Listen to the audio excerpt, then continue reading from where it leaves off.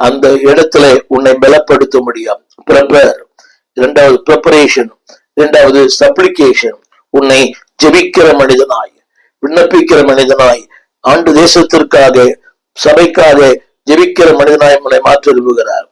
ஆவியான உதவி இல்லாமல் ஒரு ஜெபிக்க முடியாது. ஆவியான உதவி இல்லாமல் ஒரு பாரப்பட முடியாது. வேதம் சொல்கிறது காட் ப்ரிப்பேர், உங்களை ஜெபிக்க ஆயத்தப்படுத்துகிறார். இந்த பக்தன் பாடினார், ஜெபிக்க தூண்டும் துணையாளரை. அப்படியானால் ஒரு மனிதன் ஜெபிக்க வேண்டுமானால் ஆவியானுடைய உதவி தேவை, ஆவியான ஒத்தாசை தேவை. எனவே ஆரம்பத்தில் சொன்னேன், the spirit of God give preparation, இரண்டாவது சப்ளிகேஷன், ஜெபிக்க தூண்டுகிறார். லூகாஸ் விசேஷம் 11ஆம் அதிகாரம் 13ஆம் வசனம் அதில் எழுதப்பட்டிருக்கிறது.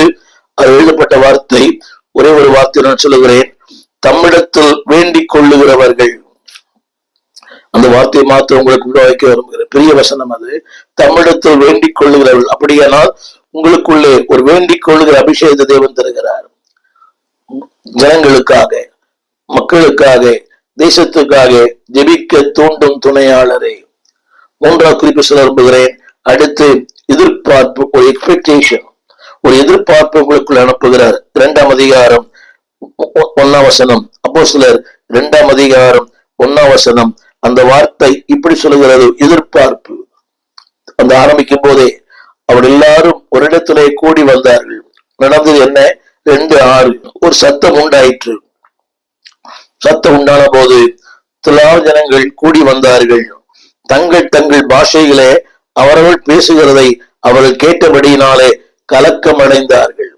நீங்க அதை கவனிக்க வேண்டும்.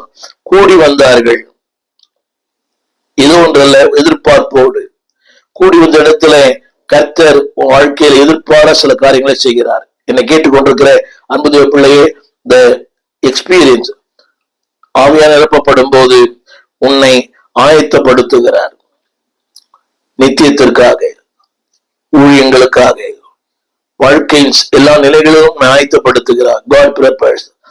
சப்ளிகேஷன், உன்னை ஜெபிக்கிற மனிதனாய் மாற்றுகிறார். இயற்கையா ஜெபிப்பது வேறு, ஆவிக்குள்ளே ஜெபிப்பது வேறு, ஆவியானவரால் ஜெபிப்பது வேறு. மூன்றாவது எக்ஸ்பெக்டேஷன், உன் வாழ்க்கையிலே நீ எதிர்பார்க்காத, நீ யோசிக்காத அற்புதமான காரியங்களை உன் வாழ்க்கையிலே செய்வார். இது உண்மை.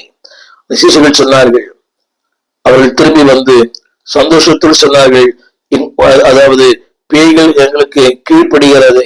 They never expected. அவள் எதிர்பார்க்கவில்லை. அவர் சொன்னது, பிரசங்கம் பண்ணுங்கள், நோய்களை குணமாக்குங்கள் என்றுதான் சொன்னாரு.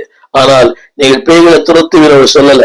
ஆனால் இவர் சொன்னார்கள், பேய்களும் எங்களுக்கு கீழ்ப்படுகிறதை.